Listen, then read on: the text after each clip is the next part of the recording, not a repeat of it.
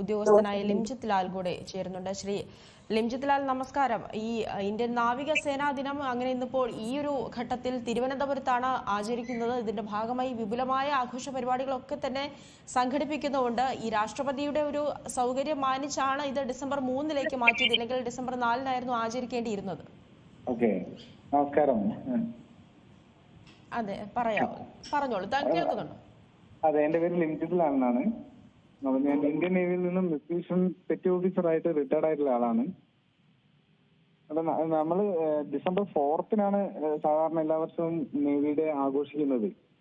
അത് 1971-ലെ വാറിൽ നമ്മൾ കറാച്ചി നേവൽ ഹെഡ്ക്വാർട്ടേഴ്സും അവിടെ അവരുടെ ഓയിൽ ടാങ്കറും എല്ലാം ആക്രമിച്ച് നശിപ്പിച്ചതിന്റെ അതുകൊണ്ടാണ് നമ്മൾ അത് ഡിസംബർ 4-ന് തന്നെ അത് ചെയ്യുന്നത്.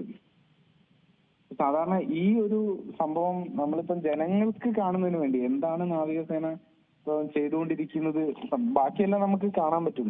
ആർമിയുടെ യുദ്ധതന്ത്രങ്ങളൊക്കെ നമുക്ക് ക്യാമറ ഉപയോഗിച്ച് കാണാം. പക്ഷെ കടലിൽ സംഭവിച്ചിരിക്കുന്ന യുദ്ധം എന്ന് പറഞ്ഞാൽ എൻ്റയർലി ഡിഫറന്റ് ആണ്. അപ്പൊ അത് നമുക്ക് ജനങ്ങൾക്ക്, പബ്ലിക്കിന് നേരിട്ട് കാണുന്നതിന് വേണ്ടിയുള്ള ഒരു സൗകര്യമാണ് സത്യത്തിൽ ഈ എയർ ഷോ ചെയ്യുന്നതിലൂടെ നമ്മൾ ഉദ്ദേശിക്കുന്നത്.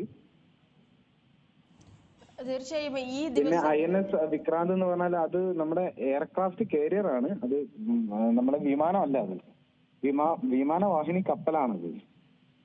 അപ്പൊ അതെല്ലാം ജനങ്ങൾക്ക് നേരിട്ട് കാണുക എന്ന് പറഞ്ഞാൽ വലിയൊരു ഭാഗ്യമാണ്. കൊച്ചിയിലുള്ള സാധാരണ ഇത് എല്ലാ വർഷവും കൊച്ചിയിലാണ് നടന്നുകൊണ്ടിരുന്നത്. അപ്പൊ ഈ വർഷം മറ്റു സ്ഥലങ്ങളിലേക്കും ആളുകൾക്ക് കാണാനുള്ള ഒരു അവസരം ഉണ്ടാകുന്നതിന് വേണ്ടിയിട്ടാണ് ട്രിവാൻഡ്രത്തും അങ്ങനെയുള്ള സ്ഥലങ്ങളിൽ. ഇനിയിപ്പം അടുത്ത വർഷം ചിലപ്പം വേറെ ആയിരിക്കാം.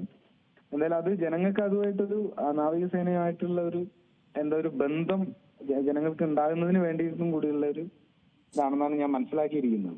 ഞാൻ റിട്ടയർഡ് ആയ ഒരു വ്യക്തിയാണ്. 5-8 വർഷം ഞാൻ റിട്ടയർഡ് ആയിട്ട്. പുതിയ കാര്യങ്ങളെ പറ്റി എനിക്ക് കൂടുതൽ അവഗാഹം ഇല്ല.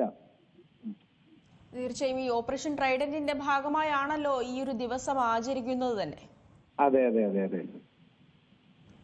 അതെ ഇന്തോ പാക് വാറിൽ 1971-ൽ നമ്മൾ ജയിക്കുന്നതിന് പ്രധാനപ്പെട്ട ഒരു കാരണം കറാച്ചി തുറമുഖം ആക്രമിക്കപ്പെട്ടതാണ്. അവരുടെ ഓയിൽ സംഭരണ എല്ലാം നമ്മൾ നശിപ്പിച്ചു കളഞ്ഞു ആ ഒരൊറ്റ അറ്റാക്കിലൂടെ. അപ്പൊ അതിന്റെ ഒരു സ്മരണയ്ക്ക് കൂടിയാണ് ഡിസംബർ 4 നേവി ഡേ ആയിട്ട് നമ്മൾ ആഘോഷിച്ചു വരുന്നത് എല്ലാ വർഷവും. ഇന്ത്യൻ നേവിയുടെ INS വീർ, INS നിപത്ത് തുടങ്ങിയ കപ്പലുകൾ, പാകിസ്ഥാൻ നേവിയുടെ PNS ഖബർ, PNS മുഖാറ്റിസ്, പിന്നെ വീനസ് ചാലഞ്ചർ അങ്ങനെയുള്ള ഷിപ്പുകളെ, അവരുടെ അറ്റാക്കിംഗ് ഷിപ്പുകളെ നശിപ്പിക്കുകയും അവരുടെ ഓയിൽ ടാങ്കറുകളും അവരുടെ ഓയിൽ സംഭരണ വ്യവസ്ഥകളെല്ലാം തകർത്ത് കളയുകയും ചെയ്ത ഒരു അറ്റാക്കായിരുന്നു അത്. അപ്പൊ അതിനെ പറ്റിയുള്ള ഒരു ഇതാണ് അതിന്റെ ഒരു ഓർമ്മയ്ക്ക് വേണ്ടിയിട്ടാണ് ഡിസംബർ 4-ന് നമ്മൾ നേവി ഡേ ആയിട്ട് ആഘോഷിച്ചു വരുന്നത്. ഞാൻ കഴിഞ്ഞ 15 വർഷത്തോളം നേവിയിൽ ഉണ്ടായിരുന്നു. ആ സമയത്തൊക്കെ ഈ ഭാഗമായുള്ള ഭാഗ്യം എനിക്ക് ലഭിച്ചിട്ടുണ്ട്. ശരി, വളരെയധികം നന്ദി ശ്രീ ലിംജിത്ത് ലാൽ ഈ ഒരു ഘട്ടത്തിൽ പ്രതികരിച്ചതിന്. തലസ്ഥാനം അങ്ങനെ ഇന്നിപ്പോൾ എന്തായാലും ഈ നാവിക